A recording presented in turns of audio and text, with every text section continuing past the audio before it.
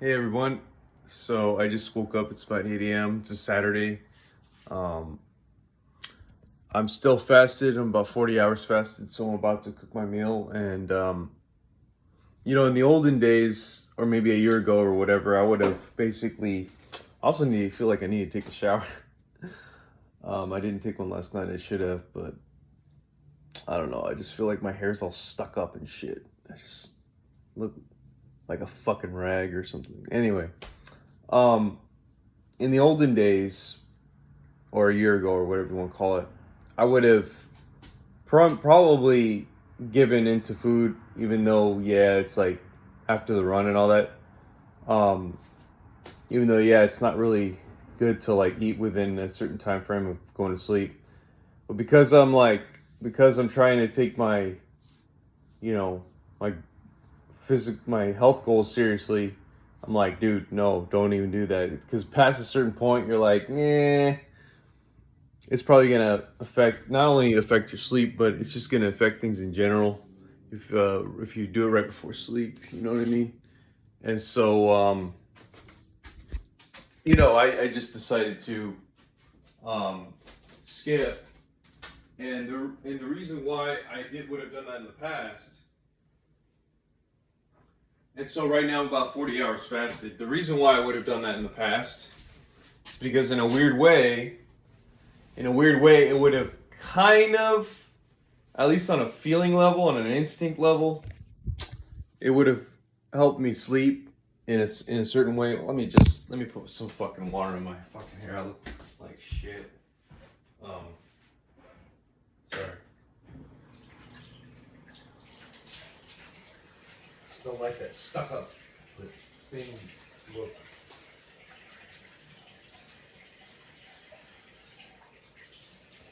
But anyway,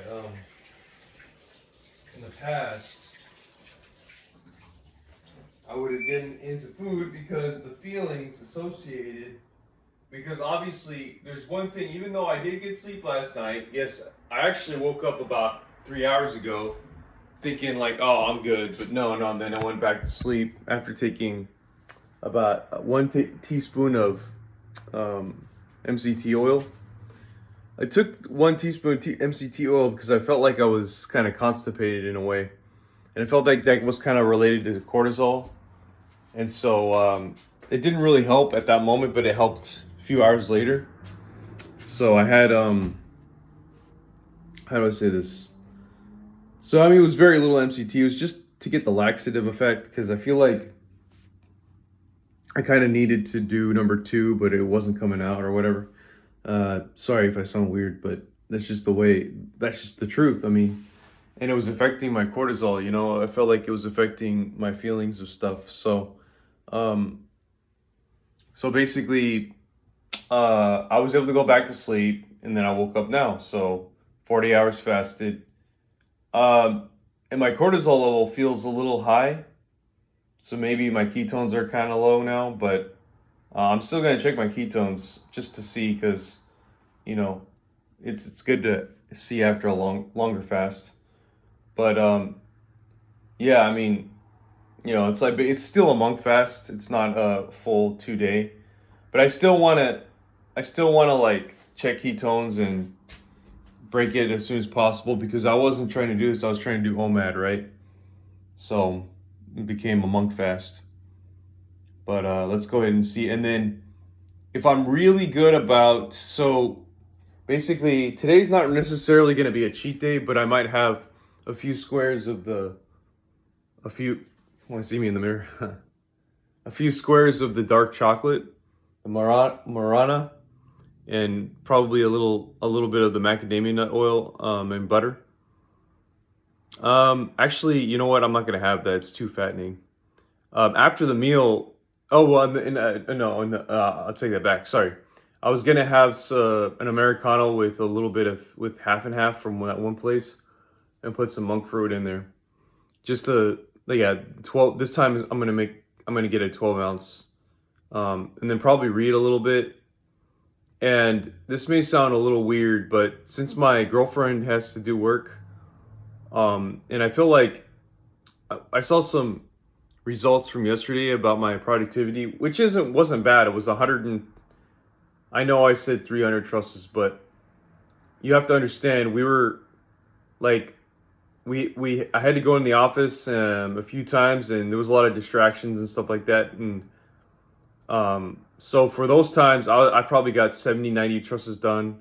But otherwise, I was getting like 300 at least. And so when you averaged it out, it was about 180 trusses a day.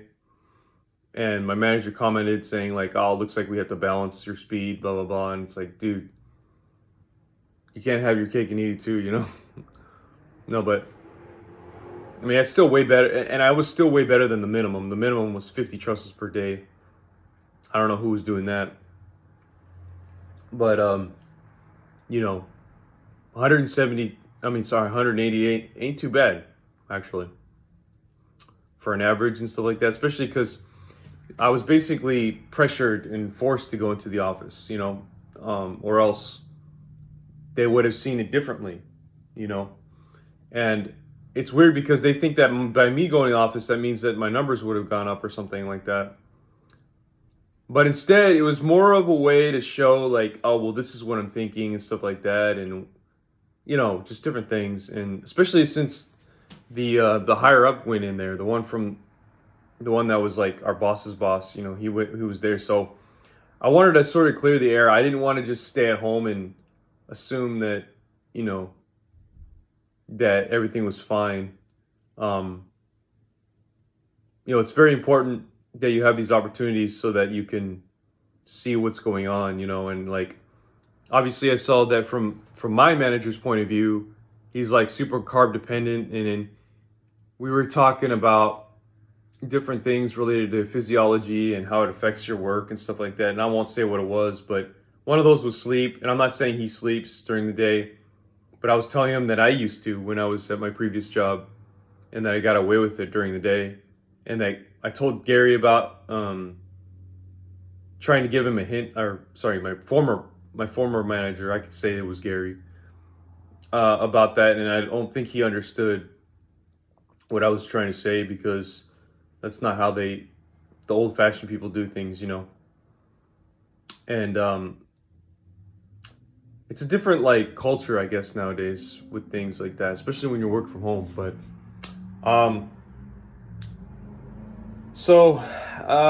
now I think he also saw it from my point of view too. Like, oh, this guy's taking yerba mate. He's keto. He's not sitting there realizing he just did 120 trusses in 2 hours, and now he's gonna go grab for his ice cream and then get a high from the sugar and then continue on with another 120 trusses and so on and so. Like, that's not what I do now, And by the way, would be decreasing over time. Like, for example, because of the sugar rush and the fat that I have, fat storage and all that, it would like start off with 100 maybe in 2 hours, but then it would taper down to 10 real fast, and then I would be trying to pressure myself to get more done, and that'd be like another 20 here, and it would basically add up to like 150 trusses a day. And then I would have my days where I'd feel like shit, absolutely feel like shit, and only get through 30 done. And so you'd average to about 60 to 70 on a good day. I mean not on a good day. I mean just average about that much. And so I'm way better on keto, way better. There's just no doubt about it. Keto fasting and stuff. Even though yes, I've had my days that set of 2 weeks. I just have to admit it was because I was fasting too much and under a severe caloric deficit, causing me to basically just like say, fuck, I gotta go to sleep. Like, I just gotta go back to the bed. And that's why I only got 78 trusses done that 1 week, those 2 weeks. But with a sugar dependent way of living, it would have been way worse. And it would have been very difficult to control that. I would not be able to see these numbers. So I'm looking at this from a positive point of view, and hopefully, I think he's starting to see that it could be a lot worse. And I know it's hard to see. It's hard for anyone to see that. But by going to the office, he sees that I'm doing my best. I'm trying my best, trying to get my, my yerba mate in and stuff like that. And he realizes I don't just blow through the jobs like a lot of other people. They just blow through it. They don't care. Um, and I can attest to this because I'll have to go to a job that has their signature in it, like they've looked at it, and I'm like, dude, this guy didn't even look. He didn't even look at it. Like, this is a serious girder truss. This has, it has over 10,000 pounds of reaction, or it has it's carrying a huge load, and you're telling me you didn't even bother to check to see that the bearing needs an extra 2 inches or something, and it's failing in bearing? Like, really? And that guy gets done with like 1,000 trusses a day. This guy blows through every single thing he sees, and he's always making an excuse. Like, if somebody says, "Oh yeah, I checked this," and then he'll get back to them. I'm not gonna say who it is.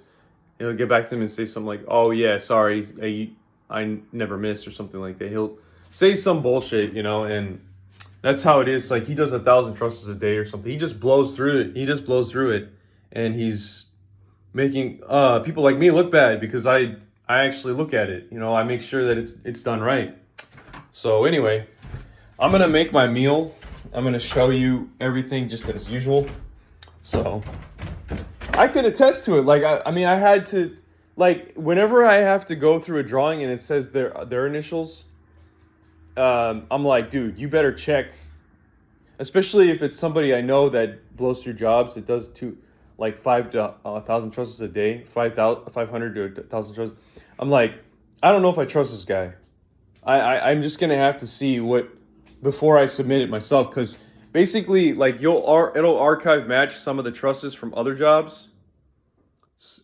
Archive match just basically means you're matching exactly what the old truss is into the new job, and it basically becomes like a repeat or a copy of the old truss.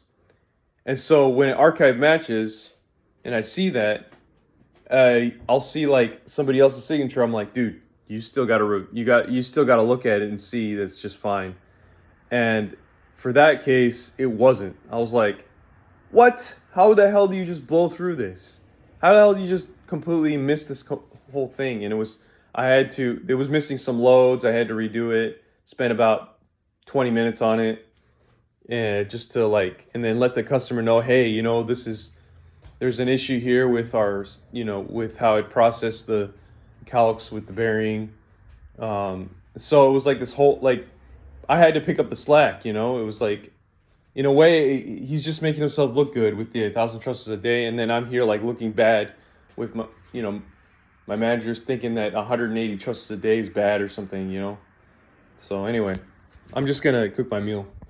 But this is why I have to put in extra hours. And actually, I plan on doing that today, just maybe for about 3-4 hours.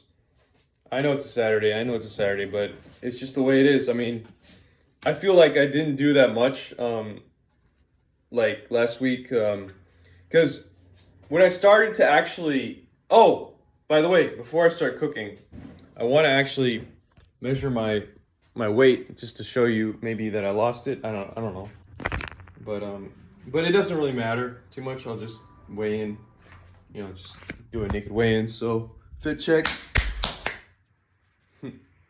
So got some flab here, but that's all good. And then yeah, here we go. And some flab here.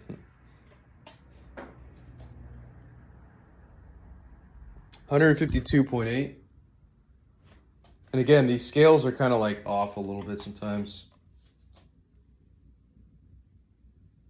because I actually did and that might be muscle too, because I did a weigh-in about 3 hours ago. I mean, I literally had no food. I mean, I had the teaspoon of MCT oil, and I also did number 2, did several number 1s.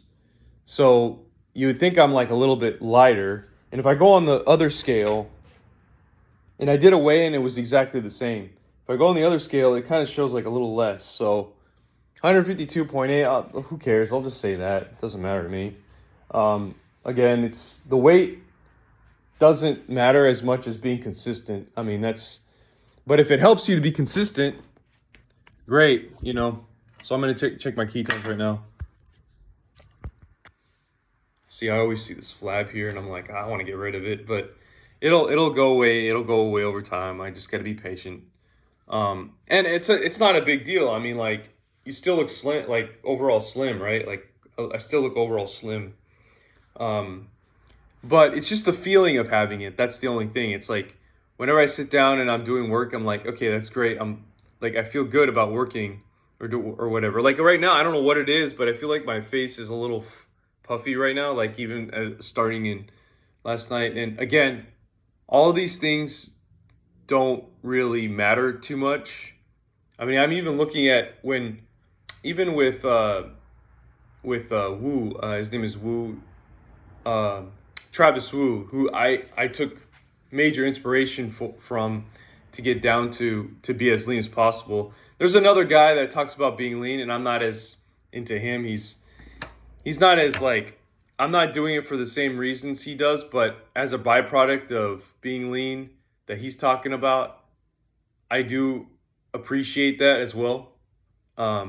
It's not happening at the level that he discusses. I'm talking about Luther, this one guy. But obviously, if you looked at me, you'd be like, bro, you're still getting there, but you're not quite there. And I'd be like, yep, you're probably right. I mean, sort of, you know, I'm basically there, but you know, I still got 2% left, 3% left. But anyway, that's beside the point. My point is that the main person of inspiration to get lean was Travis Wu. And I know that's one of the points. And Paul Saladino, of course, because he's 10.5%. He's the animal-based diet guy. And some other things too. Just, I mean, you've heard it before. But Travis Wu, he plays Magic the Gathering, and he's kind of like a nerd like me in a way. And I mean, I don't play Magic. I used to, but just for a brief time. I would think I was 18. He's got a very interesting view of life. He's from Hawaii, and I think all his YouTube videos are gone. I think he was getting a good following, like 20,000 subscribers, and he's just very chill about things. Like, he grew up the same way I did, I think, and he did well in. I don't know if he wasn't an engineer. He might have been a computer science guy, but he's like, that's the way that I kind of look at things. The way he describes things, like, you know, in terms of, like, you know, it's good. Like, there's no reason to be, you know, to be like, there's no reason to, on one hand, I'm not like a super hippie, but on the other hand, I'm kind of like I have a small hippie mindset in the sense of, yeah, I mean, there's no reason not to have serenity. Like, you want to have a sense of serenity when you're going about life and stuff like that, and you want to be, you want to generally be chill about stuff and not let stupid things get to you, and to recognize when they are stupid, and you don't have to think too much about it. Like last night would be, I guess, one example, and my whole boss was one example. These dumbass kids, and I didn't even talk about it in the other video. They said, "Hey, fuck you," and then they flipped me off, and I was just running, and I was like, they were on a motorcycle and they were going the opposite direction on my trail, and I was like, who are these kids? And so I was kind of smiling, and I'll be honest, it made my blood boil a little bit, and I was like, dude, what in the hell? Like, where are their parents? Like, why are they just like randomly doing this shit, you know, with a motorcycle? How they get the motorcycle, you know, and stuff like that. And so I saw some guy there, like, after about half mile, said, "Did you see those kids? They were like flipping me off." He's like, "Yeah, they did it to some other." I was running, so I couldn't really say much to him. I just said, "Call the cops, you know, put them in juvie." I thought that was a pretty good response. But anyway. So yeah, Travis Wu is generally chill and stuff like that, and he lives a lean life. He claims to be 10% body fat, and even when he sits down like this, he's got I wouldn't even call it a pooch. It's just like this look of extra skin, but really it's just a little bit of fat. And you know, that's fine. Like I was telling you, it's fine to have it, but it just makes me feel like whenever I sit down, like, ugh, you know, like a pancake in a way, like, ugh. If I didn't have that, I'd be like, I wouldn't feel as like, I don't know, in a way crappy. I don't know what you want to call it. But yeah, it's not a big deal. I don't give a fuck. But yeah, let's check the ketones. And by the way, it's like it feels so much better to have eaten, even if you have a little bit of that. Like, who cares, right? Um, so yeah, even he has it, is what I'm saying. So, and he's not a bodybuilder or anything. So we, you know, there's several different reasons of doing this stuff, you know. But yeah, let's see.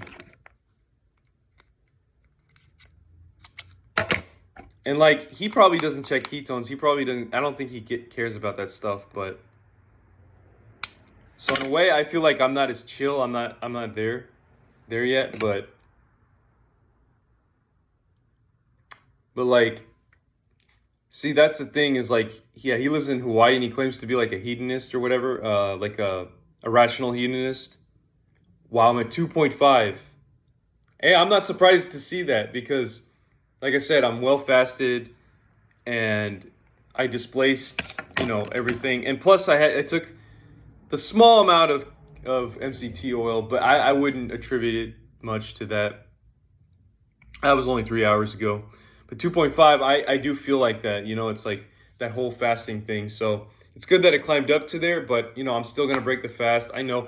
I was expecting to see something like that last night because of the run. But remember the whole idea of protein. And so it just took a few hours to get the glycogen out of my system. What I could have done too is I could have done a more rigorous exercise and probably seen that as well. But, you know, it is what it is. So, I mean, if I check my ketones right after doing the 7 mile, I could have said, oh, well, you're not done yet. um, I think it works a little differently. I think you need a little bit of rest, like 30 minutes before it becomes something that actually makes sense. So anyway, thanks for watching that. I'm going to start getting my stuff prepared. I'm still getting that feeling of I don't need to eat, but you know, it's like, dude, just break the fast, man. I mean, the whole idea was OMAD to begin with. Plus, I have a sense of cortisol, which is interesting because it doesn't seem like it's affecting the ketones too much.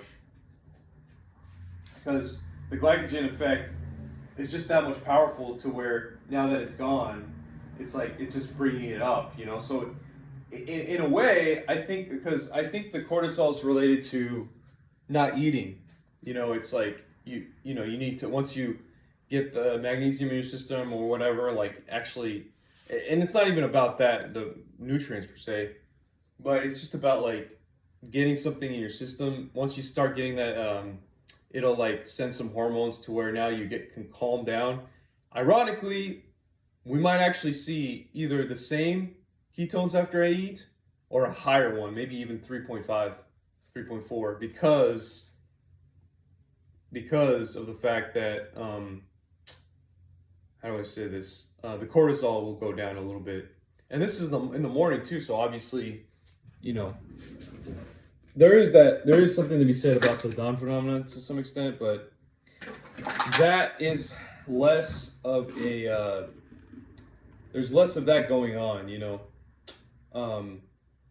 There's less of that going on the more you fast. So like somehow it just throws off the ketone levels, where other factors are more prevalent the more you fast. So anyway,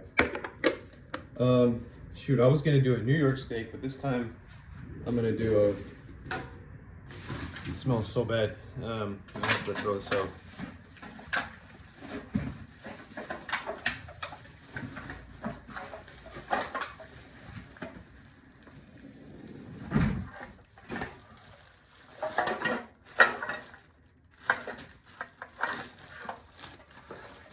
So yeah, it was definitely the protein effect that caused it to see a ketone level that was a little bit lower. Like, so I'm 40 hours fasted, right? So the glycogen from the protein is definitely out of my system, even though it's only from about 300 grams. It's from about 300 grams of protein. You know what I mean? Which is what I had in the last 2 days or 2 days before. So it's kind of interesting because if like we're talking about how much oh well, you need a lot of protein. You need a lot of protein, right? Or or maybe you don't need a lot of protein. There's like a discussion of how much, right?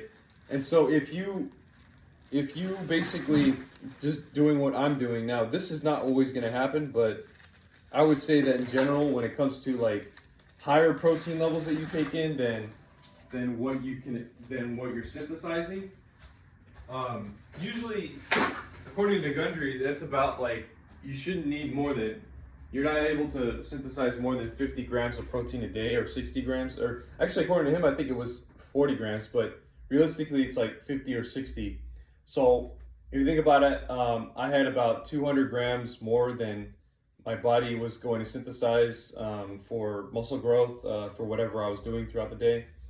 And so basically that 200 grams got converted into glycogen as if I had sugar. You see what I'm saying? Throughout the 2 days, you know. And I'm not saying it's like it got converted 100% that way, but see what I think that the people out there are wrong. I think for me, the synthesizing is a little bit higher for your basal metabolic rate. It might be somewhere around like 80. So effectively, I had like, in a way, I had like from that point of view, you know, subtracting all of the factors.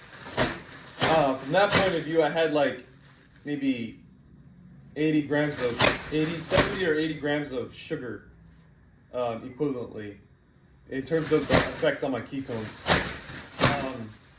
But so by having that, I had to go on the run to shake it off and just let time go by, you know. So that's still not a lot of carbs or sugar. I would say, actually, equivalently, it would be probably about 80 grams of carbs. Sorry, yeah. But basically, what I'm saying is like it's still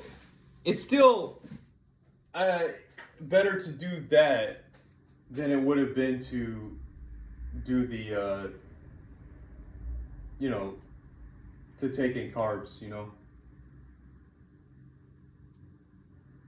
So I mean, carbs or sugar or whatever, because you have that opportunity for muscle growth, and plus there's other detrimental effects, arguably, from taking in carbs and sugar.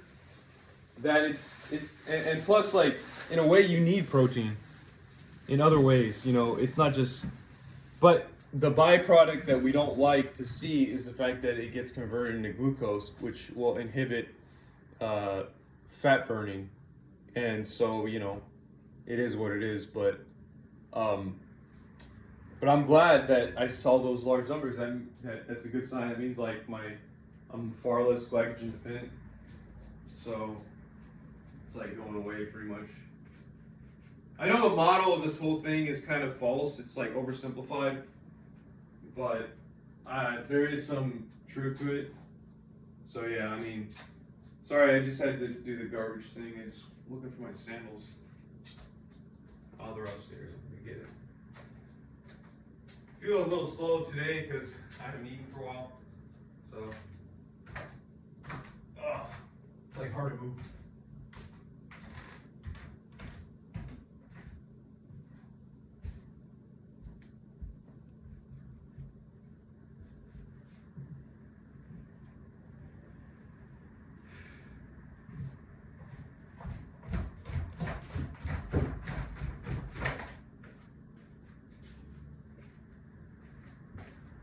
But yeah, I mean, I can feel when like I've maximized my synthesization for protein at the gym.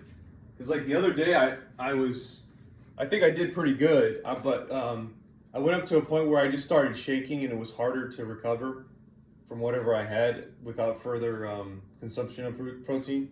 It was like I was just going at it, and yeah, I was feeling shaky, you know.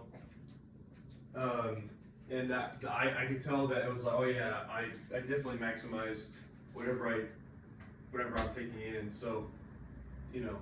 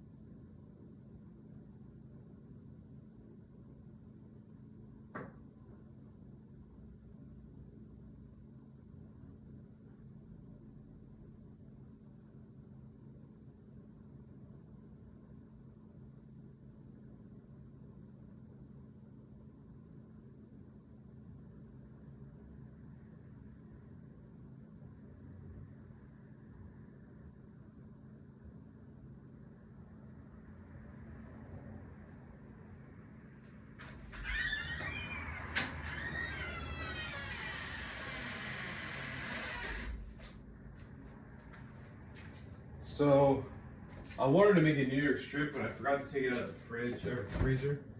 It's gonna be. I know they always say, oh, you can do a few things to, you know, to like unthaw it hella fast. I mean, super fast. But I don't know. Probably I can do that. I'll just have a ribeye that I kept, because I have a ribeye in the. I have a ribeye steak.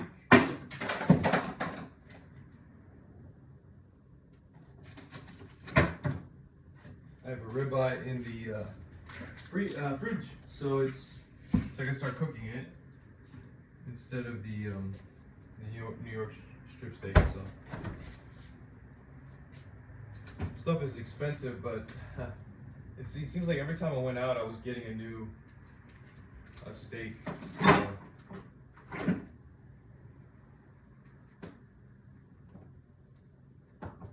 Oh, I hope it doesn't smell bad. Probably should have put it in the freezer.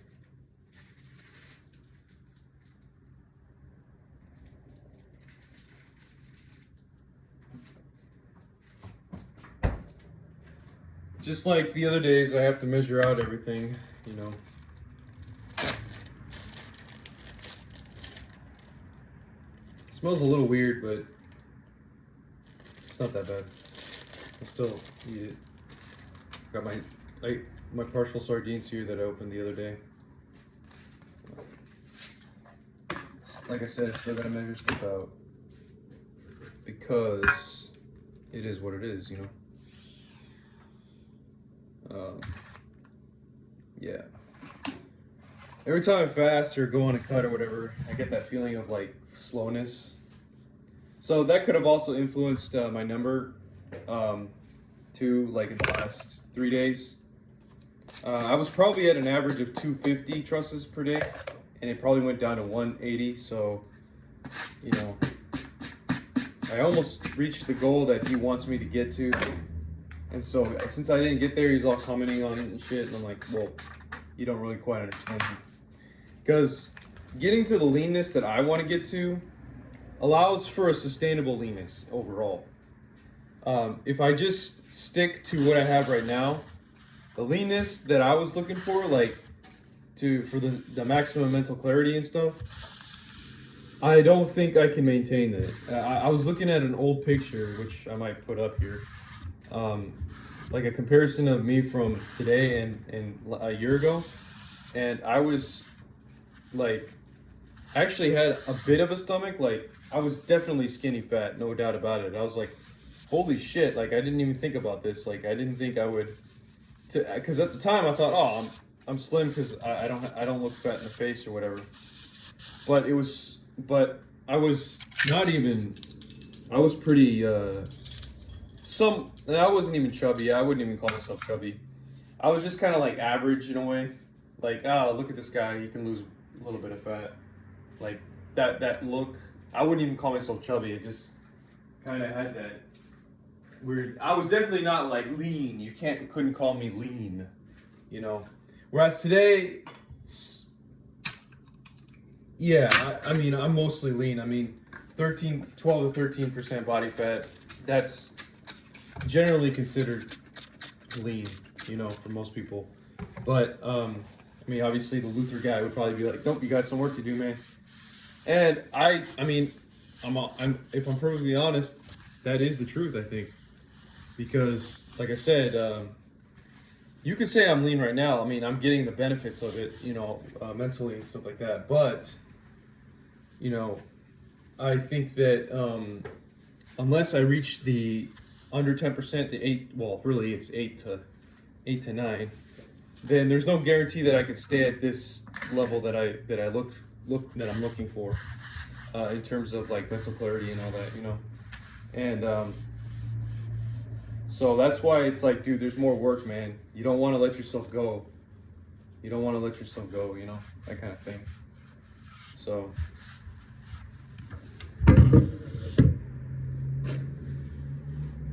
because if you do, then you won't get those benefits again, you know. So it'll like go, because once you start living life, that's how I look at it. Like you're living life, you know, living life, and you're just letting things go, and you're not as careful about your fitness, and you're not trying to break it apart like it's some big deal like I am now, and you know, being all crazy about it, and you're basically not living life, but you're being technical about things so that you can achieve whatever you got to do, instead of living life, so to speak, like where you're in a social situation and then, okay, maybe you slipped a alcoholic beverage here and there. And I mean, yeah, you when you're living life, like you might have a certain way of like generally living, like, oh, I don't do this too much or whatever. But if the situation calls for it, like, okay, yeah, maybe you'll have a small drink, or you'll do the X, Y, and Z, you know, and those things could be detrimental. I'm not, but perhaps if you get lean enough, you'll naturally just, in the situation, you just won't, like you know, when you're living your life, you're basically gonna, when you're lean enough, you've gotten to a point where mentally, it won't, at that moment, it will not, you know, you're living life, it won't make any sense. Like it won't register you in your mind to comply with certain things, and you'll still feel like, oh, I'm living life right now. Whereas being like larger, and for you to resist those things, it takes work. It's like, fuck, I really gotta say no, and then somehow it's got to be this serious thing where now I'm all moody and stuff like that. Whereas if you're going with the flow of things, that's what I'm talking about. Like when you're going with the flow of things and you're letting life happen and you're having good times and stuff like that. If you're lean enough, it won't make any sense for you to accept certain things like high amounts of alcohol. Now, I will say that perhaps it might make sense for you to have like a little small sip or a shot, and then start taking the sip and realizing like, oh, I can't handle this anymore, and then just kind of put it to the side and just still go with the flow of things, you know? And it's funny because I remember my father used to say, like, if they offer you alcohol, you could always take it in and then spit it out. See, that's the leanness. I remember that he used to talk about that with us when we were teenagers, and like how you could be strategic about being socially, but you gotta understand, socially smooth. But you gotta understand, that's for the leanness, elite, the elite of leanness. So like leanness category. That's for somebody who's worked on their health and stuff like that, and been extremely lean, and they got a nice body and stuff like that. And that's for the people. If you're just living life and being natural, that's for the people like that. You see, if you're fat and you're out of shape, or I wouldn't even say fat, but you just average, like how I was a year ago, just and stuff like that, and you go out and things, of course you're not gonna be weird about things and just spit things out, and you know, you're gonna take the alcohol, you're gonna have a few drinks, blah blah blah. But if you get down to like 8% body fat and you start living life like that, my theory is that you can even go to a bar, start socializing, and you're just naturally gonna do things like that. Like you might take the shot, and then if somebody says, "Hey, take the shot," and then you put it in your mouth, but then you'll hold it in, and then somehow find a way to spit it out of the bathroom or something like that, right? And then go back and just start talking to them again, and just be like happy. So because like you'll still feel so good that it won't make any sense for you to have the alcohol. And like I said, you might take a sip and say, you know what, and think to yourself like, this is horrible, and then just spit the rest out or whatever.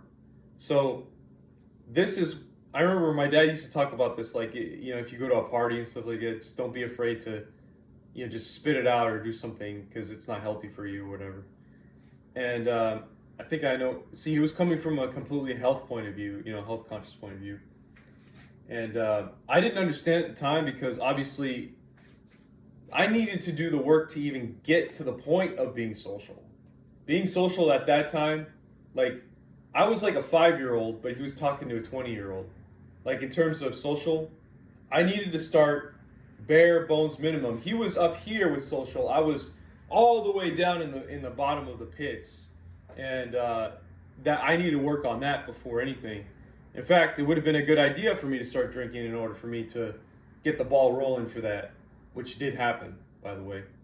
In order for me to push myself to become that social, or to become, and I'm not saying it was the alcohol itself, but I'm saying it's the substances, it's the things related to social, and maybe even ways of joking around that seemed a little rude or could get you in jail or a fight, that I pretty much learned to do to get those social skills up, or whatever you want to call it. Even now, I feel like I'm kind of behind in that to some extent, but we're working on one thing at a time. So I mean, I'm not as bad as I was, if I'm being honest, 5-6 years ago, maybe even especially 8 or 10, but I can still work on that. But yeah, I was so, my dad focused on the wrong things, like when it came to nurturing.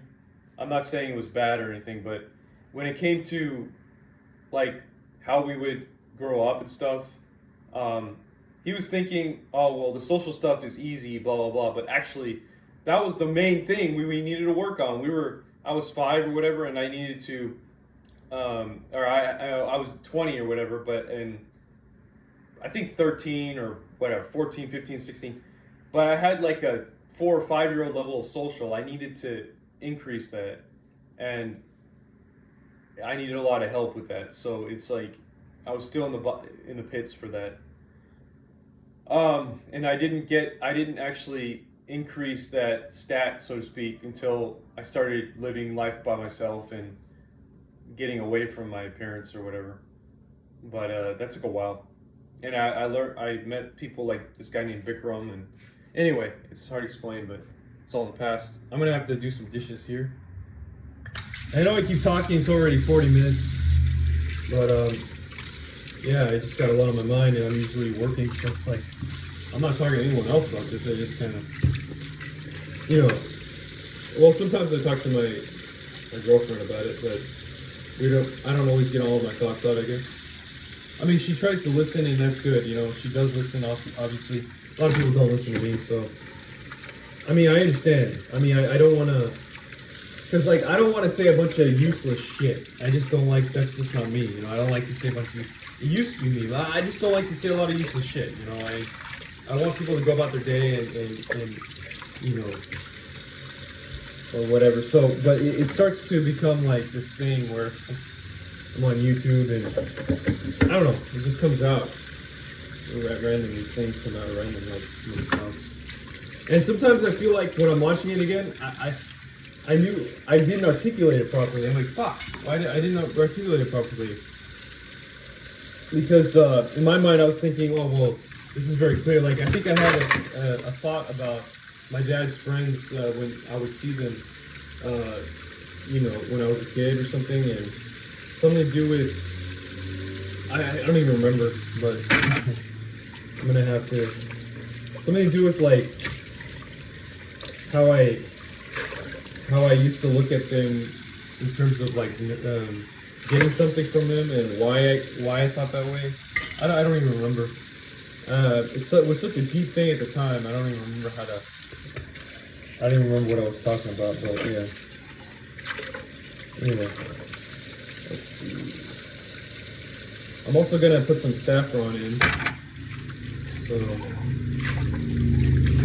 I think they recommend like an ice cube or cold water or something to disperse it. I'm just gonna use a bowl and then something to crush it with. So I think it was an ice cube and put some water.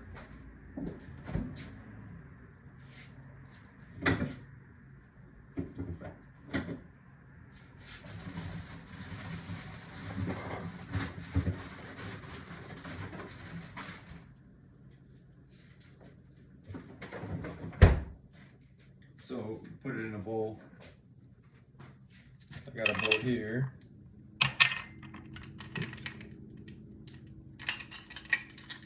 A little bit of water.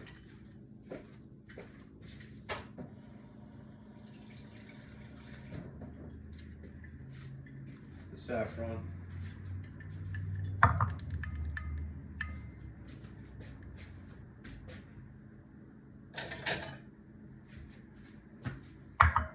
And it's just a pinch. Oh yeah. I'm gonna make my mushroom pizza, so this should be quicker. Whatever I'm gonna do, it's gonna be quicker. I gotta wash that out. Just gonna put this back. So the saffron. 2.5. It's just unbelievable. I didn't know it was gonna go up that much. But yeah, I'm really happy.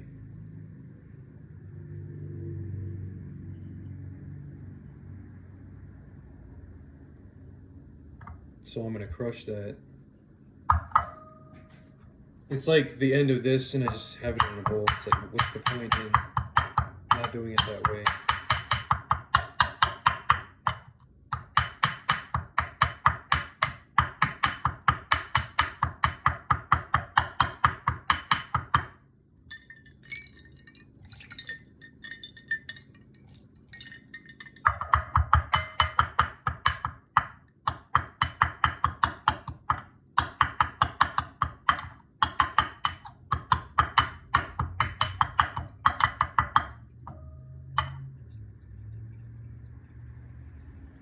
So I crushed it like this much. And see, you don't even need that much. And just put it in the water. Let it simmer for about 10 minutes or less.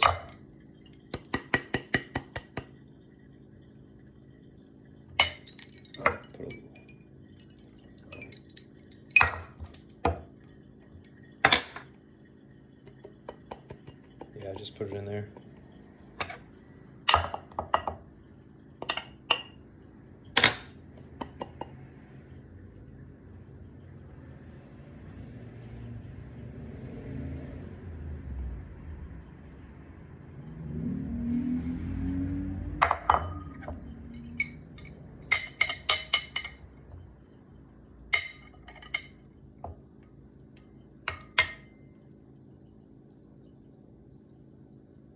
Looks nice.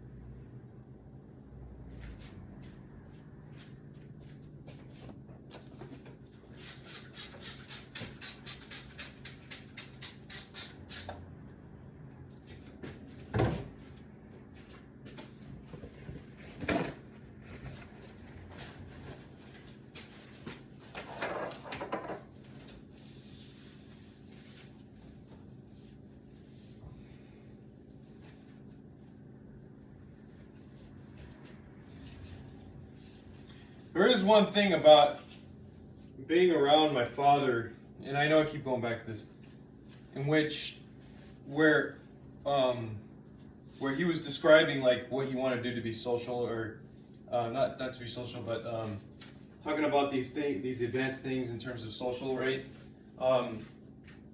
is that he was at a level in which it did rub off in an exponential way. Like, at least when I got to see how he was social and being on an advanced level, it kind of brought me from 5 to 25 in an instant. Like, it was like if you look at this as experience points, it was like I was a level 5 going against a level 100, and I just got defeated, like, you know. And so in a way, it was kind of good because I got exposed to the level 100s, you know, with getting like a big bump in experience points. In a way, that's kind of what happened. But I still feel like I needed to defeat a few level 2s, level 1s to level up, you know. From a nerdy point of view, when we're analogizing this to video games, you know. But yeah, it was kind of like that analogously. So, but see, I wasn't looking to increase that stat so much when I was that age, because again, everything went back to economics. It's like, get this fucking economics thing right, then you can start doing that stuff. You know, figure out what you got to do about that first. And it was like this obsession with money and stuff like that, in a way, as a start. Even though we all know that that's just a part of economics. But I mean, it's kind of like everything, but not really. You know.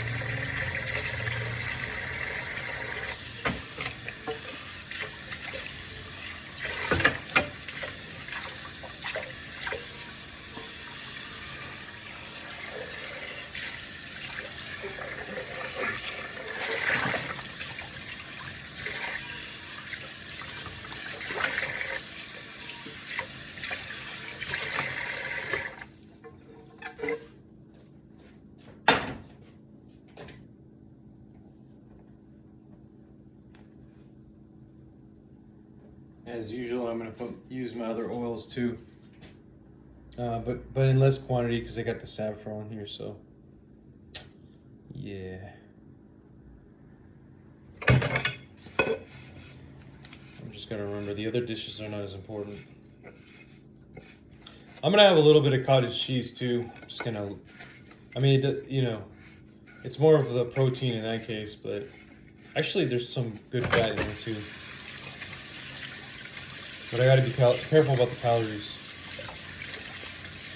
And it's funny because the more we do this stuff, the more it's like, the less the calories matter and more so the macros matter, because we're starting to see the effect of the macros on like ketones and stuff like that. So it's kind of interesting because I'm like, oh, I did all this calorie counting, but what was the point? Like, now I'm starting to see that whole thing like, oh, well, what's the point, you know? And but there is a good point, because on the average, whatever happens, everybody should be doing, you know, weighing out their food, because on the average it's hard to play with the macros on the average. Like, if you just go out and do stuff, So generally learning how to track your macro or your calories.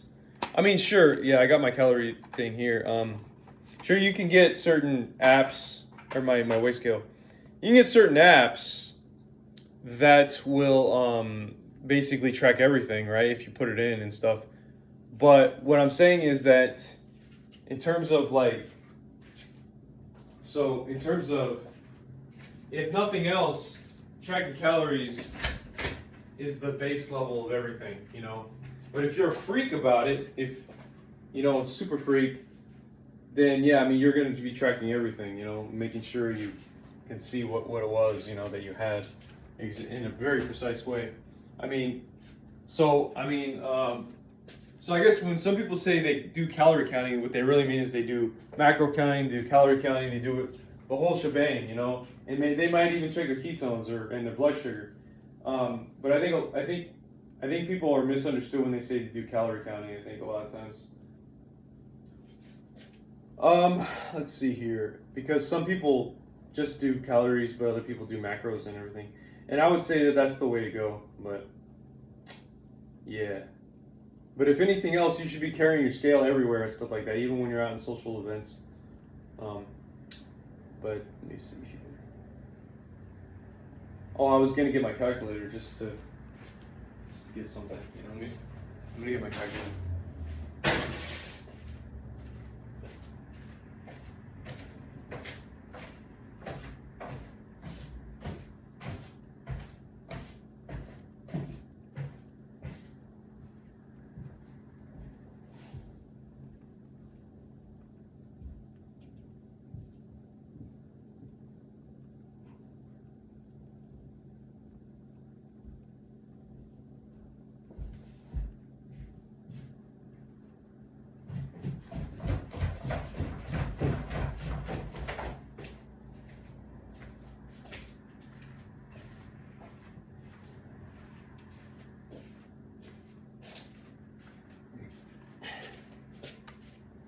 All right, I'm gonna weigh out the steak.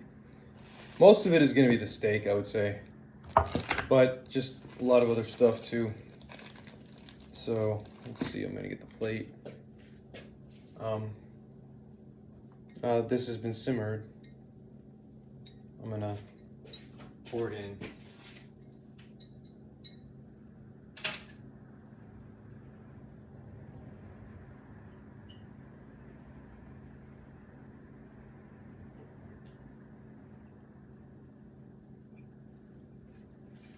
I'm gonna get a piece of salmon that I got last night.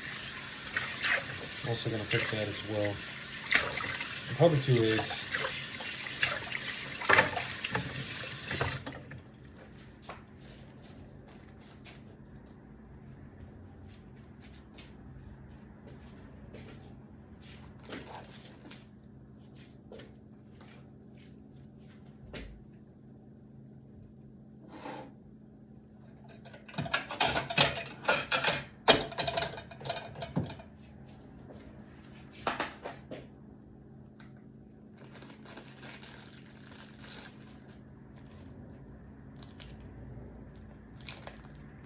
Yeah, the rest of the ribeye smells a little weird, but I don't think it's gonna be. It's 245 grams, so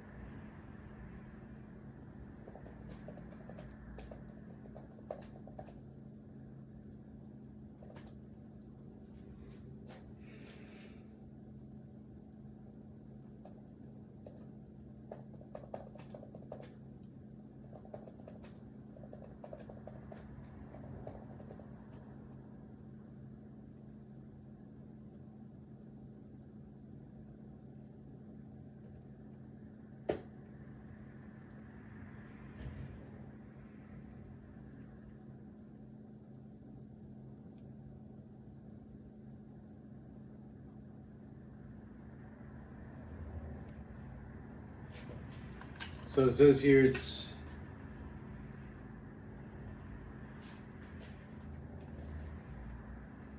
this is 470 calories, and I'm planning on eating the whole thing. So 470 calories, it's already quite a bit, but that's fine.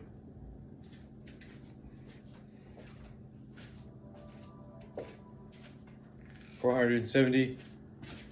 The salad again is about 200. Actually, yeah, a little less than 200. If I'm gonna really do a good job at counting, let's just see. I think it was 2 cups of. It was 40 plus 65. It's actually about 140 calories. So I'm gonna be more precise about the salad. Yeah, I mean just for the hell of it. So that's, if I do the salad plus this,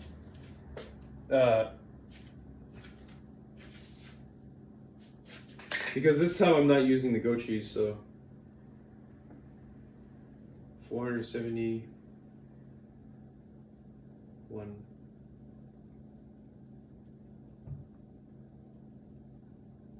So it's about 610 calories with the salad.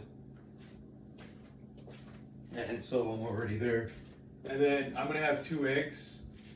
So that brings me up to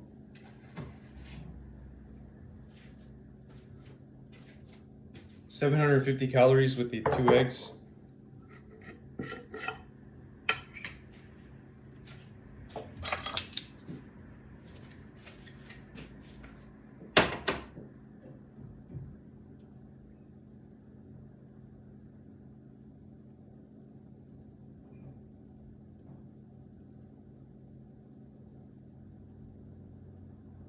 Yeah, with the 2 eggs.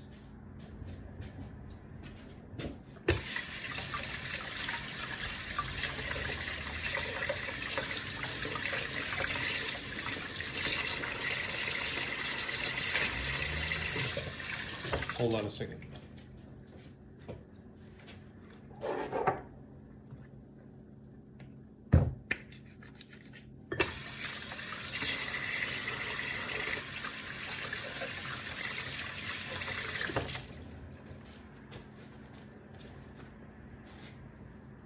And of course, after this, I'm going to check my ketones after I eat.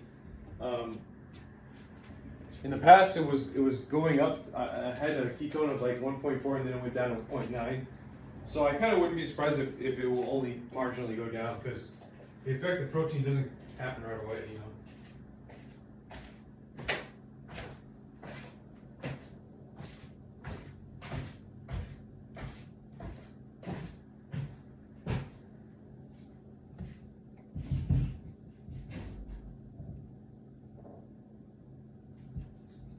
Hey, rat.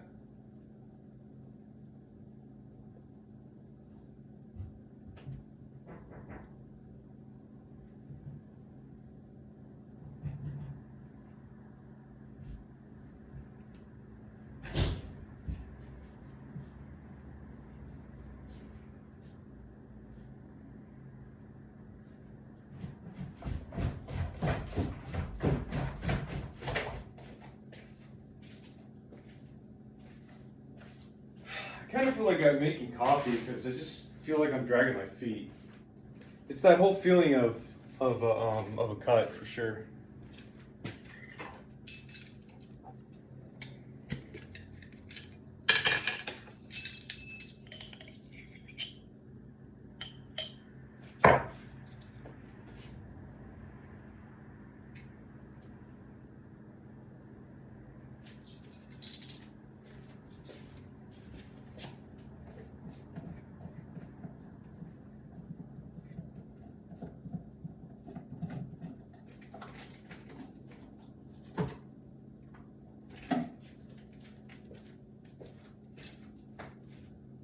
I'm putting a little bit of coconut oil, ghee, and red palm oil. If I count that in the calories, it'll be 50, but for now, I'm not going to. I mean, there's a theory for that, but right now, I'm not going to. There's not very much calories anyway, overall. So I'm not even putting a teaspoon of each. So. But it does add to some nutrition, so that's why I like to have it. But I guess if you want to add it in, let's just be conservative and say 50. So I guess 800. But I'll stick to 750 right now with all my counting. And you know, so yeah.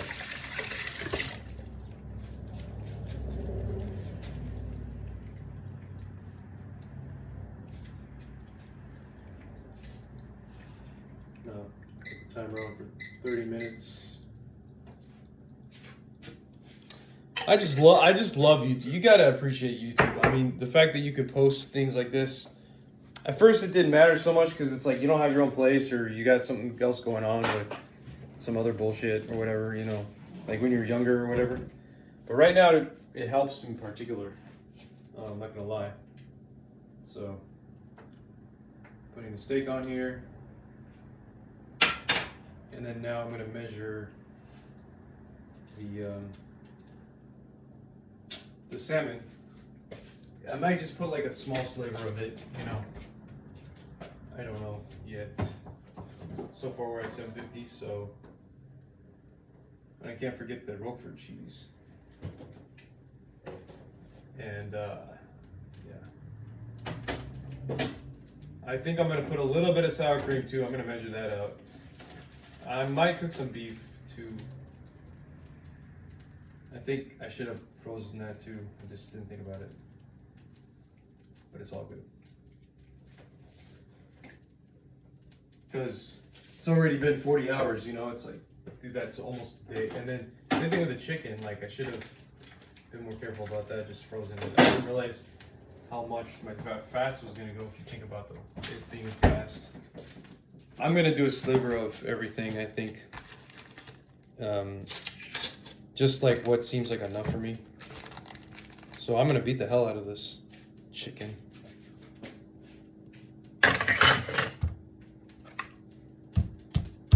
But I'm only going to do part of it.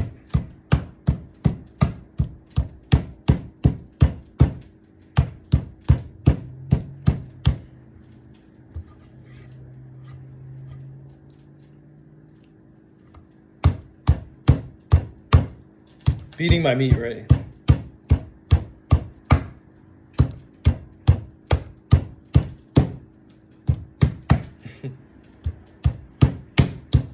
All right, so because you want the heat to disperse, that's why I like to make it flat. You want the heat to disperse while it's cooking. So I'm gonna get a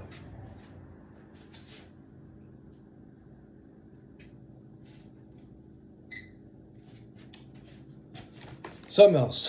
You know, so this is the cottage cheese I got last night. And I'm gonna get the knife here. Where's that knife? Shit. Where is it? The big one.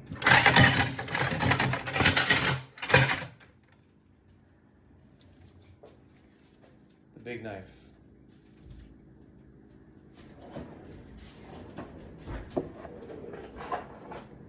It's weird that it goes missing so fast.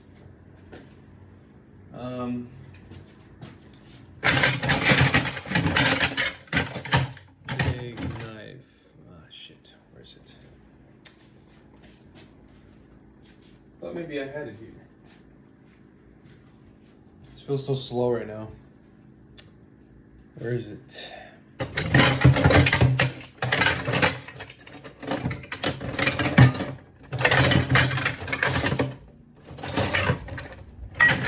No. Let's see. I guess I don't really need it, but it would be nice. Oh, it's right here. I use it to cut open a Amazon package.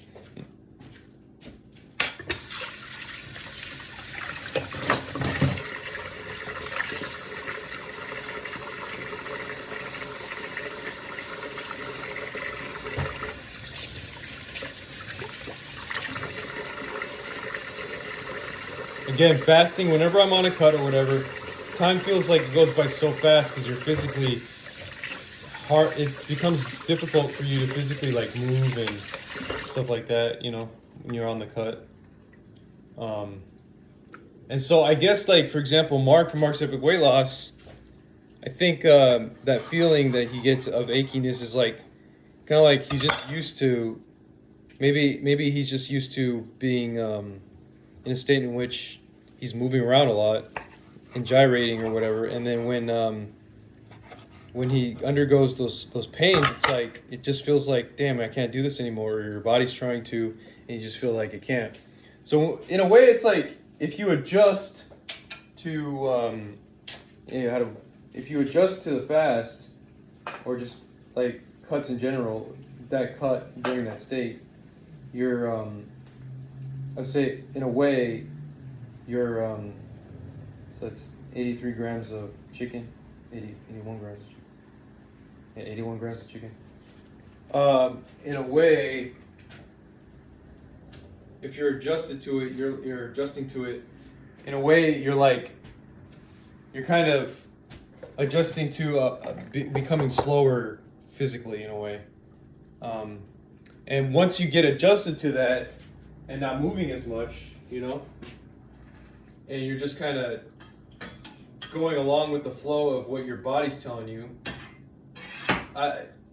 you know, you don't feel the pain as bad, I would say, you know, of cutting.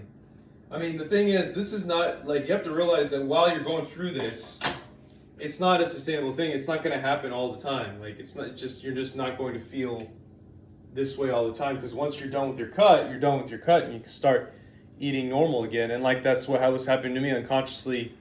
I would have too much calories, but then I wouldn't feel that weak. I wouldn't have this weakness feeling. And partially it was because that was the whole point. In my mind, I'm like, well, isn't that the point of eating?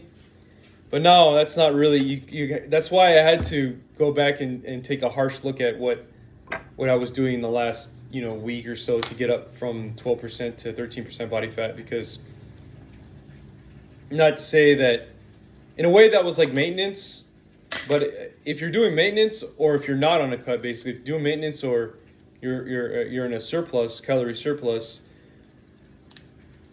then yeah, you don't have to go through these feelings of like weakness where you're dragging your body and stuff like that. But if you are, yes, you do have to go through this, and it feels weird. It feels like you're slower, but you're not really, by the nature of it, slower. You're just mentally, that is, you're just slower physically, and you're dragging your feet behind physically. So if you had a weird job like a oil rig job or something, yeah, I can imagine like you don't want to do something like this. But yeah, I got the steak cooking. Oh, that's right. I was gonna get the salmon as well. Oh, and that was 80. I almost slipped my mind. 81. So 81. Oh, I threw that away, but I have another chicken thing to look at. So 81 grams. Let's see the chicken. I think I put it back here. See it here. Oh, okay. 81 grams. If I do the calculation. So where's my? I gotta be a little bit quick because I don't want the steak to fully cook and then I'm like behind or something. So then 81 divided by 112 multiplied by 130. So that's only 94 grams of, or 94 calories of chicken. So let's just estimate 100 and get up to 850 just to make things our job easier. The job easier or whatever. So 850, we're at 850 with the 2 eggs. And then let's see if I can measure some. I'll just do about 100 grams again of the beef. I want to see if it smells bad. I don't think it's that bad. Nope. Thank God. Okay. 100. Well, it's not 100 grams, but let me see if I can look at the nutrition label and determine that. So 850. So if we want to get to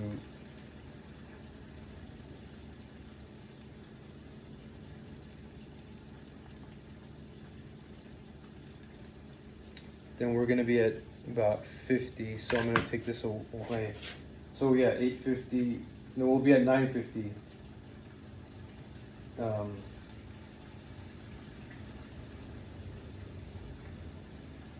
950. Okay.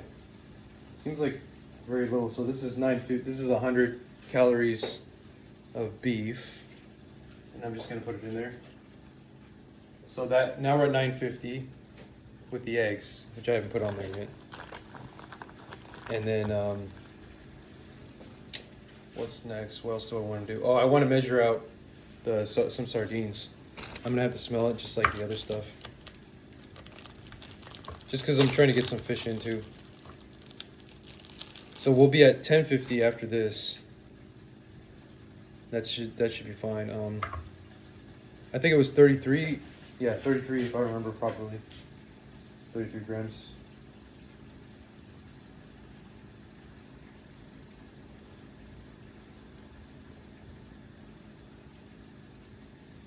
To get to 100 calories, so we'll be at 950.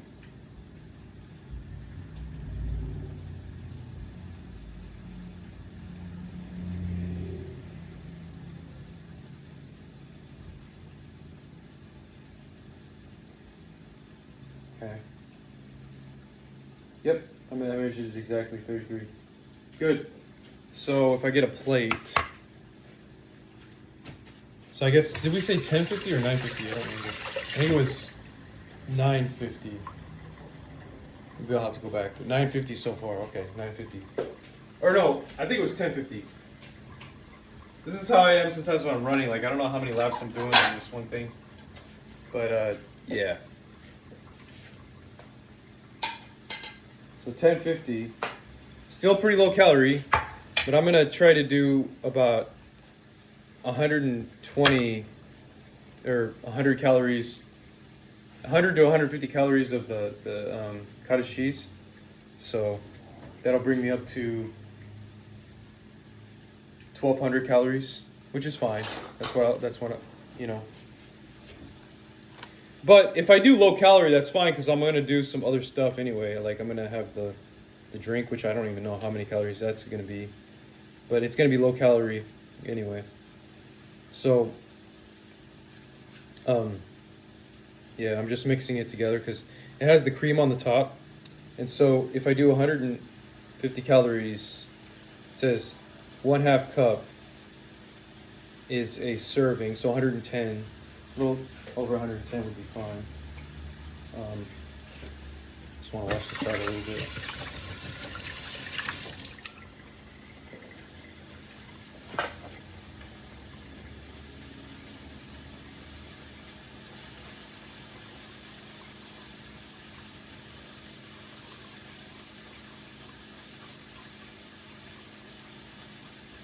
And we'll just call it, we'll just say 120 calories. So yeah, that's quite a bit of cottage cheese. That's how much, right here. So I'm glad, I'm glad. Let's just put it right there. So yeah, we're at 1,200. So now I just got to season everything. And of course, put the eggs there.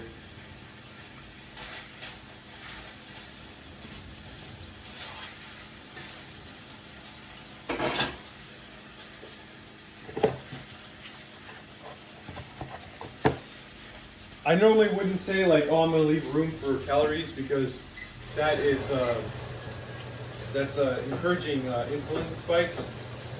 But to be honest, it's kind of like a cheat day in terms of insulin, at least today, because I'm going to be potentially doing other things other than just work. So, probably a lot of things. So I don't feel so bad about giving myself a insulin spike fast, if you want to call it that. I mean, insulin spike cheat meal. Because that means, cheat day, because that means I'm just going to go about life and doing different things and stuff like that. Or, yeah, so I, probably do more exercise, blah, blah, blah, blah, blah, blah. Let's see, I'm going to put the seasoning on here. Oh, right. I said I was gonna do salmon. I think I'm gonna do that another day. I mean, I might put on a little sliver, but it can be somewhat calorically dense. So yeah, I mean, you know what? Maybe I'll do that. Maybe I'll put some of the cottage cheese back. Because, yeah, I think that's better. I'll put some of the cottage cheese back. It's like you're balancing. But, yeah. I got like this one. It's wild caught. It's pretty good stuff. So, yeah.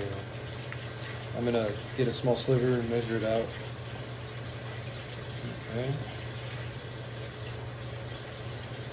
So and basically, whatever the difference is, it's like a small sliver. I just want to get the nutrients in, you know. So put this on here, zero it out. So that's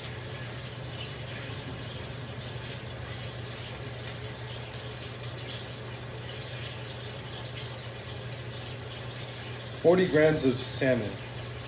So 40 grams of salmon is, let's see, it looks good too. It's got the anthracene, whatever anthracene.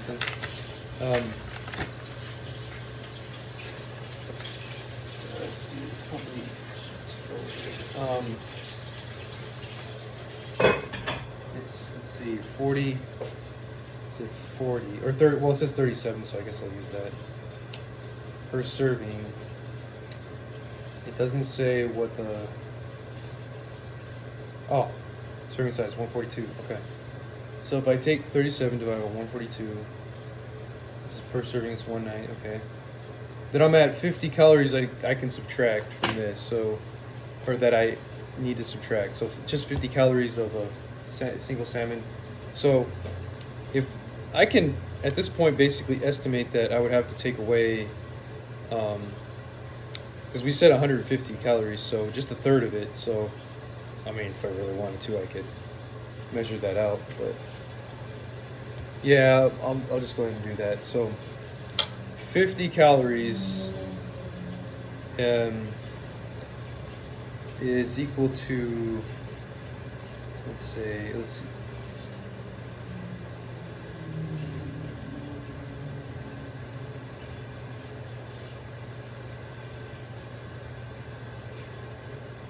I'm sorry, 110 grams divided by 130 calories. Okay. 50.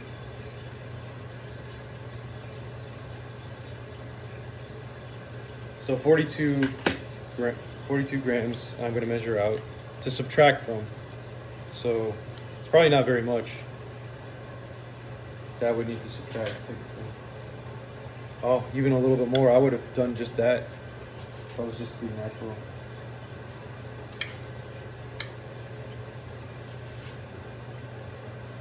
That's about right. Maybe a little bit more. You see, calorie counting is crazy, man.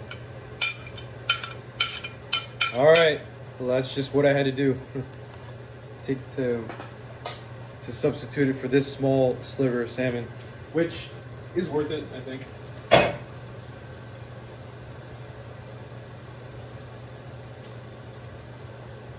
Now I'm going to put the seasoning on there. So some salt, and then some seasoning. Obviously black pepper. Some turmeric. And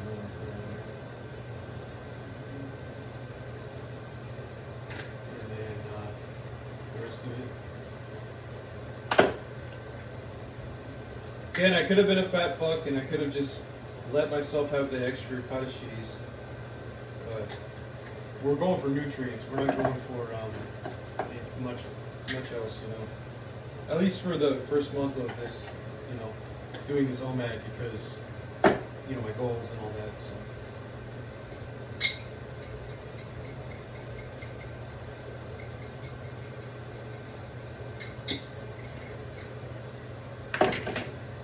Basil. You see basil? No. They're not basil, I mean,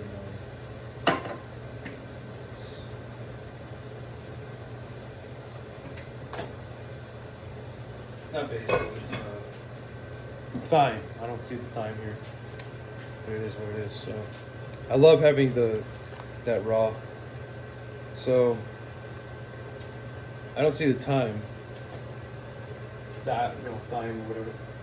I thought I had it here. Oh, there it is.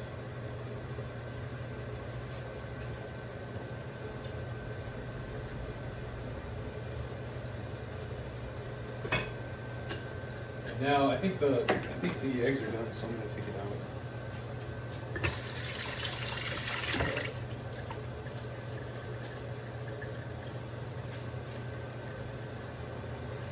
They look like they're basically caramel.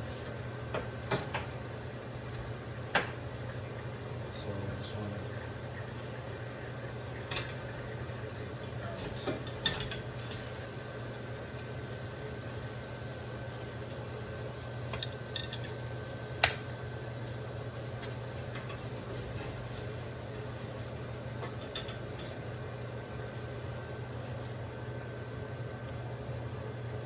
Yeah, I'm not the best cook, so I know that sometimes my methods or whatever make some people queasy, like they're nervous about it.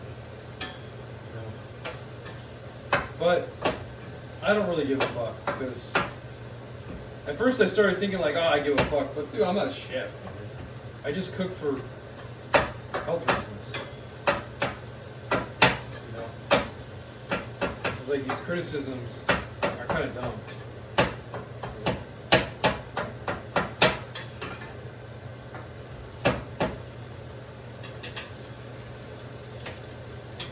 A lot of people like to make comments about random things that I post. I mean, I guess in a way it's like watching the YouTube videos like a performance in a way. So I guess it makes sense. I think the steak looks like it's already ready in a way. But not really. It's not really ready. Oh, and I can't forget. I'm gonna slip in there about 50 calories Roquefort cheese. I'm just gonna do it because Roquefort cheese is life. It's autophagy. So yeah, 1250. And if we want to round it up to 1300, I'm fine with that. You know, I don't really care. We call it 1300 or 1250. We're talking about insignificant numbers compared to the bowl. Oh shit! I gotta make my salad. That's right. That was part of the count. So. Oh, guess what? Let's make it 1300 because I want to mix the the new sour cream I got with the cottage cheese, and yeah, I saw it done somewhere else. I'm like, dude, I really gotta try that. So that's what we're gonna do. Let's call it 1300. Okay. So I got my Roquefort cheese here, and I'm gonna put it on there, but I gotta measure it out. So, if I recall correctly, 105. So I would have to do 15 grams. So, which doesn't seem like a lot, but it is what it is. So.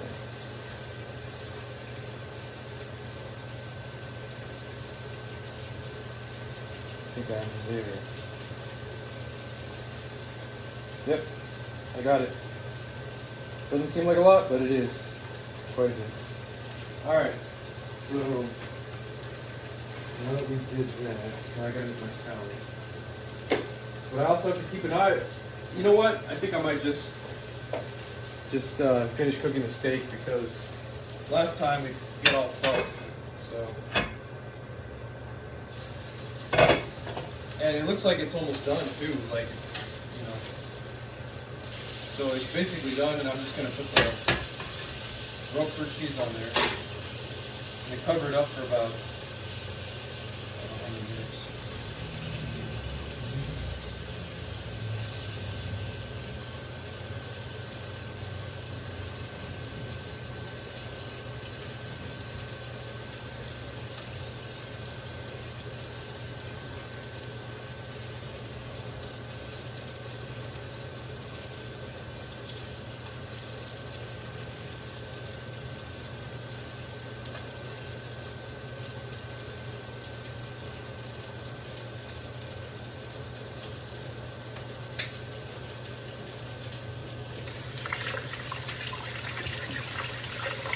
2 minutes. No, less than that. 30 seconds. I just want it to melt on there. And then, once that, I mean, it looks like everything else is done. I just don't want to overcook anything.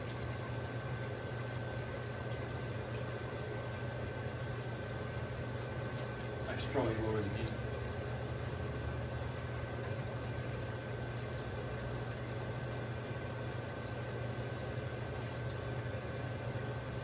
I'd say that's good.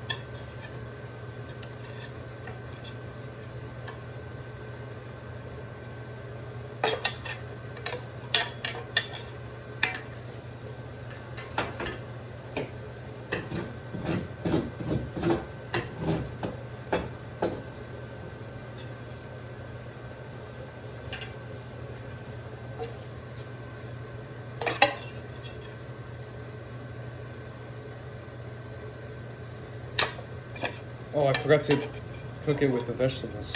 It's okay. Next time. I'm just hungry, that's it. Because I bought some vegetables. But I could always just kind of put it on there. Cut it out.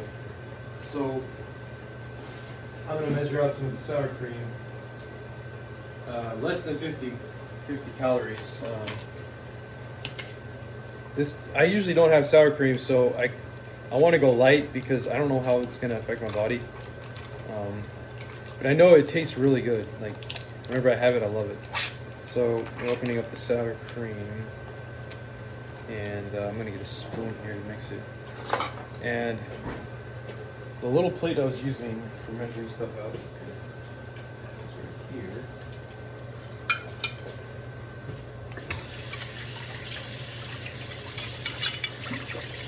Oh, I already have the spoon. There, so.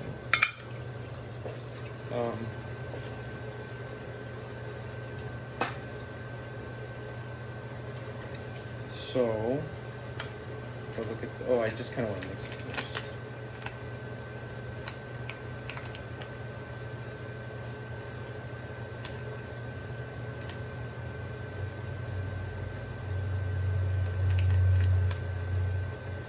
I'm trying to mix the sour cream.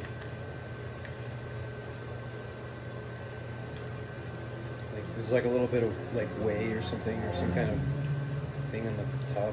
It's like good for you, the cream stuff. A little bit of the water part. I call it whey because that's kind of what it is, I think. But it's creaminess, the creamy part. So 2 tablespoons is 70 calories. So that's 30 grams. So I'm gonna measure out. I mean, I'll probably only have 30 because the whole meal is not intending on including that. So 15. Oh, so this is 20. So yeah, that's good enough. It's like a dollop, a little dollop of sour cream. I'll have that with the cream cheese, and I'm perfectly fine with how much I just measured out. So, a little dollop.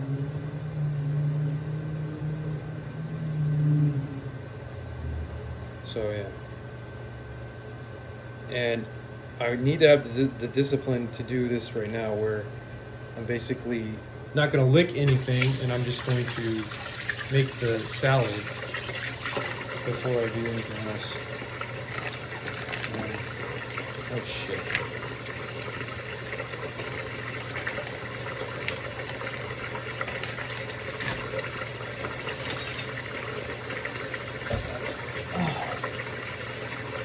And I'm gonna put this to the side. Of course, I'm gonna put my. I probably should be counting that, so 1350, whatever, 1340, whatever. The macadamia nut oil that I'm gonna put on the steak. But you know, it's always less than 1 teaspoon, so I ain't tripping. So yeah. Everything's been carefully measured out, you know. And done for the purpose of cut.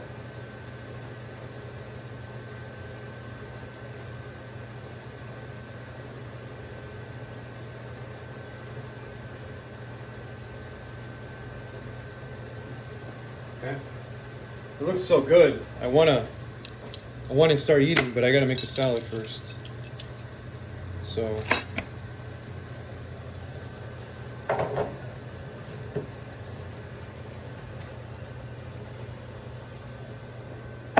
it doesn't take that long. It's just gotta put it together.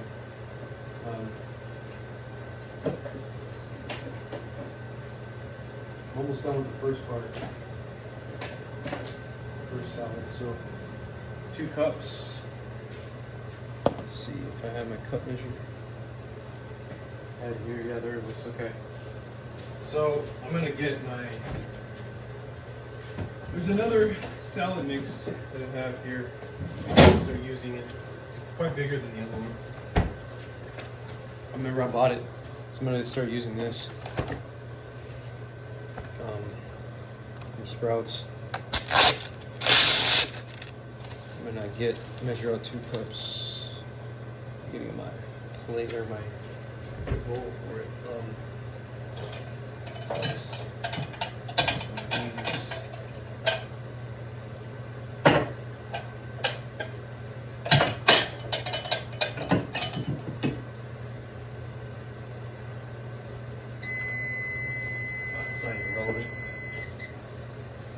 I'm going slower because of the fasting and the cut. It feels harsh, so.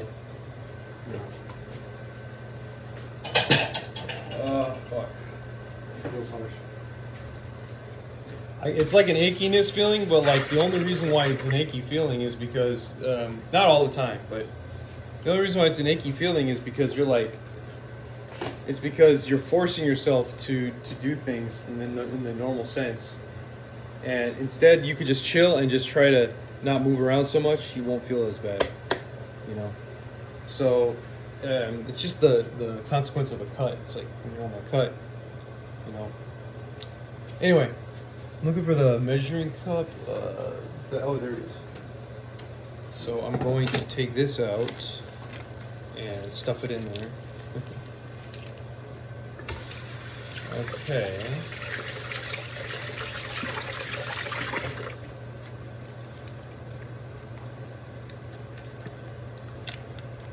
Honestly,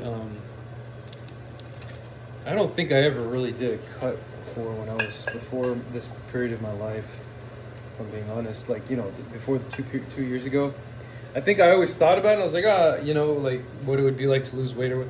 You know, I did when I was younger and stuff like that, but I just kind of justified it like, dude, why should you go through all that pain? That's how I used to look at it. Like, you know, you're away from your dad, you're doing this, you're doing that.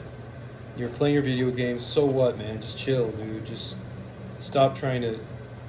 There's no point in weight loss, blah, blah, blah. And like, I would kind of justify it, you know. I think, oh, dude, you're considered skinny anyway. You're skinnier than your brother. I would always go through my head. You're skinnier than your brother. You're skinnier than. And it's like, well, no, he caught up. He caught up. You know, he went beyond me. Although now we're probably about the same. If not. I might be slimmer, but only because I've been super disciplined about it, and I've been intentional about it. That's the thing. And like, I don't see him. It's never been like for him. It hasn't, as far as I know. Like, he'll talk about how, I'll have my peanut butter and jelly sandwich and all this other stuff, and see those things. Like, he'll associate that with weight loss. But in my honest opinion, I think it happened by accident, his weight loss, because he was taking, you know, marijuana and stuff, and they're just like unintentionally fasting, you know, and among, I don't know if, well, I don't know if he did like some excessive drugs. I don't want to assume anything because that got me in trouble. But I'm just saying that when you're in that culture with all music and stuff, it's like, I wouldn't say that you're gonna be intentionally intentionally doing stuff to lose weight, but you might have a greater tendency to do that. But what I am saying is that it's like there's a sense of like of just doing the music or just doing your passion that you're so involved with that you might forget to eat so many times, you know, because you're so wrapped up in that and like or just wrapped up in conversations and like kind of a hippie way or whatever, you know. I don't know how to explain it. Kind of like, yeah, man, you know, life is all about seeing past life or something. I don't even know, or your past life, or I don't know, some sort of different attitude, you know. So, just naturally, you're gonna be in situations where you're cutting, you're not even aware of it. That's what I think what happened, and you know, in my case, it's like to be under a cut is like, it's just very inconvenient. So, because you gotta work and stuff, you know, you gotta be a technical guy, like da, da, da, da, da, da, you know. So it's like you don't have that external, that difference of life to help you out, you know, where you're basically willing to do unconventional things and live in an unconventional way and beyond the norm of stuff, you know, like probably unintentionally you're going to be low carb for a while and then stuff like that. And it just so happened that my brother mixed it together with some sort of peanut butter and jelly diet or something and some other things. And so I think that's what happened. When I would look at him and think, oh, well, what did he do? I would try to implement those things and I would just get fat, you know, because I'm not living that rocker lifestyle, you know. So that's my opinion. But I you know, if he's watching this, I'm not trying to generalize or anything. But I mean, I'm just happy to be where I am today, you know. So regardless of how things happen.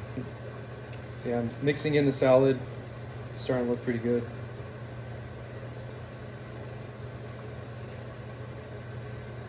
But yeah, there's a lot of fat people in my field, even computer science and stuff like that.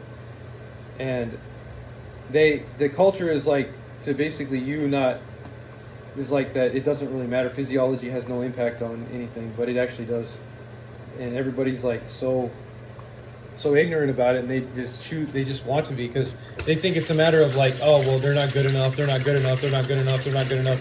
Dude, did you ever take a second to think maybe you're just a fat fuck, you know? That's kind of where what I think is going on, and people end up doing the same thing, thinking that they suck for several years, and they don't do anything about anything else. I'm talking about the tech field, you know. So yeah.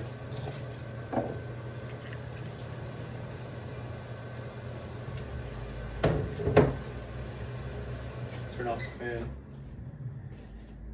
Assuming this doesn't go out, and I know it looks like it took me 2 hours to just to make my food, but here we are.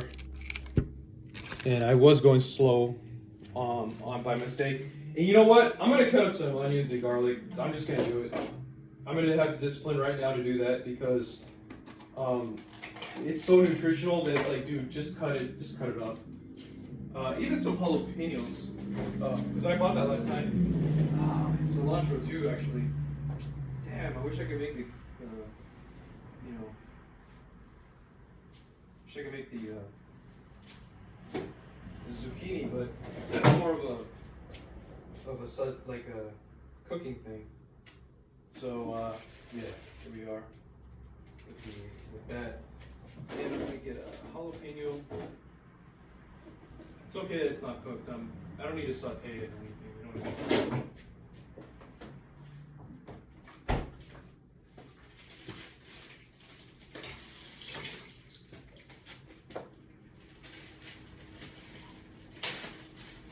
I'm running out of garlic and onions, so I got to get more from Costco. But I had a big bunch for like the last 4 months or something, and so I'm proud that I used it up. But yeah, in general, I do. Like, especially the garlic. I got it all at Costco at a good deal. So, yeah. And then I'm gonna put the onions and the garlic and stuff like that in my salad, I think. Not on the food. Maybe like part of it on the food, but.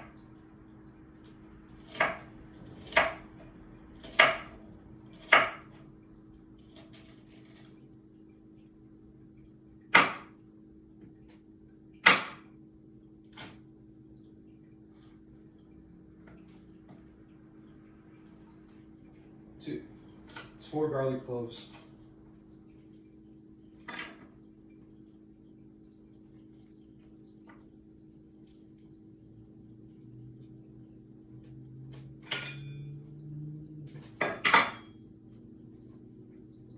You know when you're on a cut, basically. Now I realize, like, if you haven't been on a cut, if you haven't been on a cut for a while, then once you get on a cut, you're like, oh, I know what it means to be on a cut. You know, you're just like, oh yeah.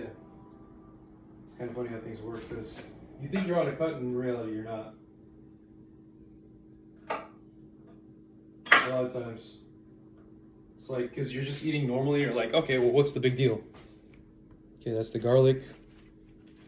And the onions, I got the salad over here, so I'm just going to put some onions in there, and then a little bit on the food. Not so much on the food, but got the, hopefully it doesn't go cold, the food.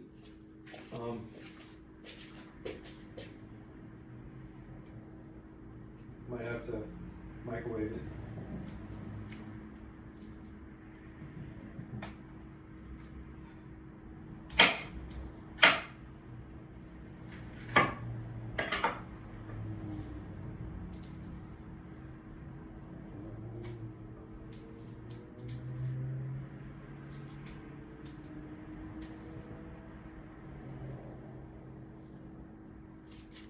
Okay, here's the jalapenos.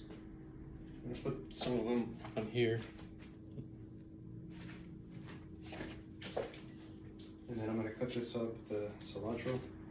It's not chopped, but that'll be the last thing before I can start eating. All right.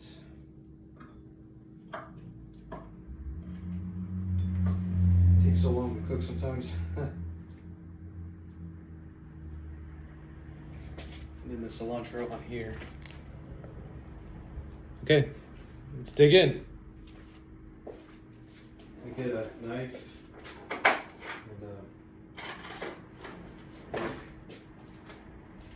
okay, here's my salad. It looks delicious. That's my food. 1,300 calories, 1,350, whatever you want to call it. And let's see, what time is it? It's already 9:53. See, I go slow when I'm on a cut like this, like really slow, like when I'm on a severe cut. So anyway, thanks for watching. I'm gonna keep eating. I'm gonna start eating, and probably the first thing I need to eat is the steak.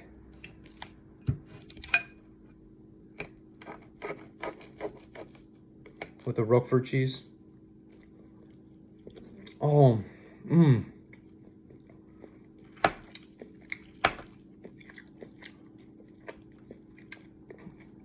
Oh, it's so good. It is a little cold, but I'm okay with that. The steak does taste a little stale, not too much, not enough for me to say it's bad.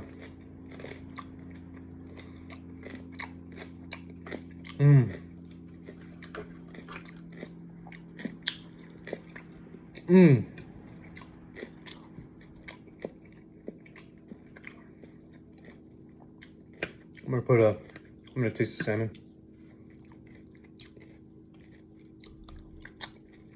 Oh yeah, the salmon got a little cold. I think I'm gonna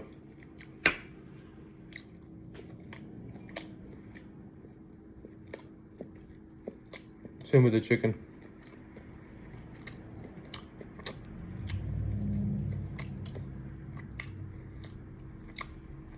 I'll put it in the microwave for about a few seconds, but I'm gonna put the stuff that's supposed to be cold to the side. The sour cream and the other stuff. And this sardines, yeah. In fact, I might just keep it to the side like that.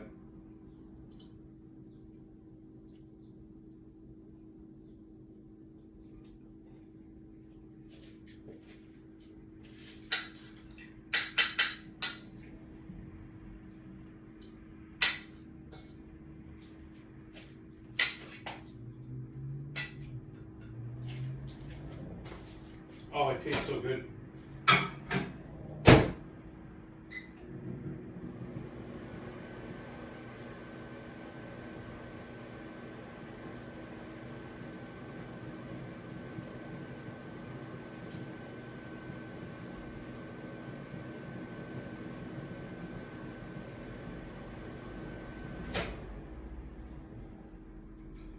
How that came out.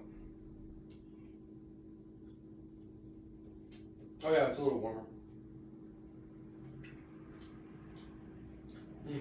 Perfect.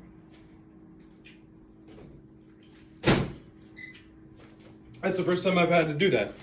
That's because I was moving slow, like I was saying. So I put the stuff in it in another plate. I gotta separate the sardines, sort of. Yeah, it tastes good. Everything tastes good together. I'm gonna get a small taste of the sour cream, mixing it together with the cottage cheese. Oh, so creamy and delicious.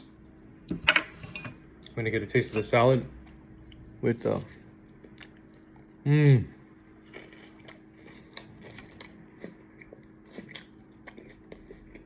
piece of garlic.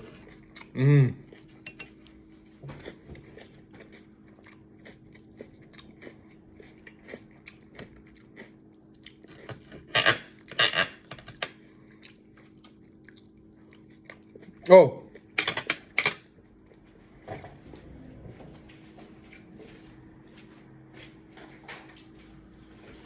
My salt. Always forget that. I'm gonna put some good amount on there. I love this salt. Well done. The flakes. So good.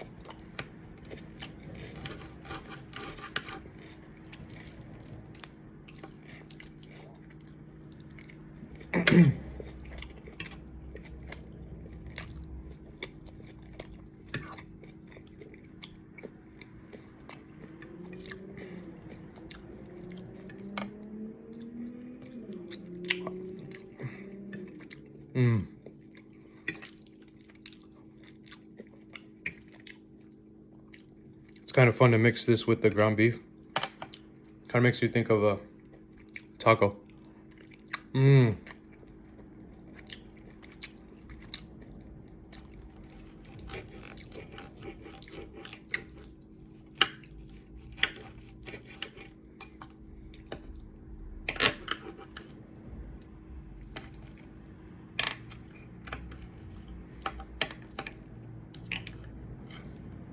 Let's see if I have some.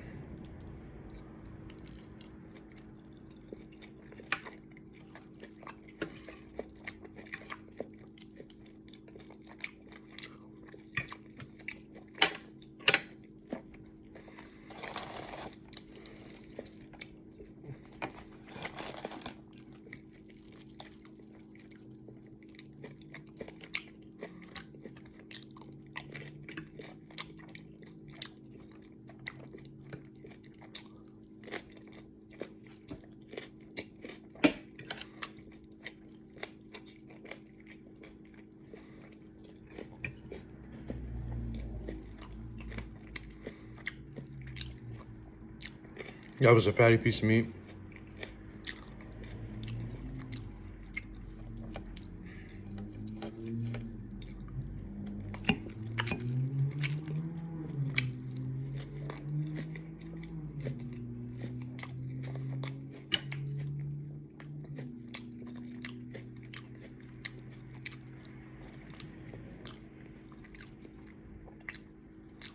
Sardines are very creamy as usual.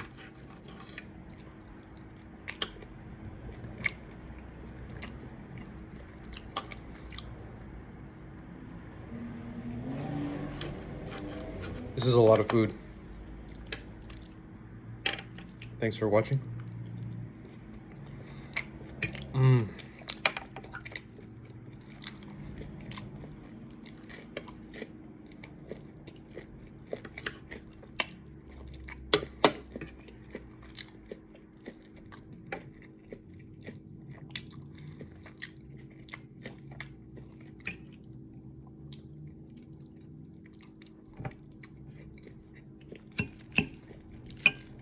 I'm just gonna post the video now.